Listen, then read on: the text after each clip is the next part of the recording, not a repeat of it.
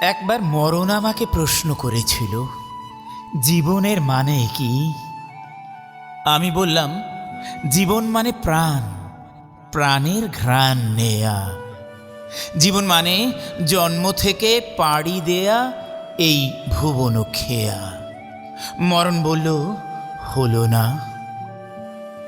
আমি বললাম, জীবন মানে ঢেউ, কোনো অনুঘটকের স্পর্শে বেজে ওঠে, তারপর তরঙ্গায়িত হয়, কুলে কুলে ছোটে, তীরে তীরে আশ্রে পড়ে, জড়িয়ে ধরে, চুমু খায়। পাওয়ার সাধনায়, না পাওয়ার বেদনায় নিত্য সে দোলা পায়। মরণ এবার মুচকি হেসে একটুখানি কাছে এসে বলল, হলো না তো।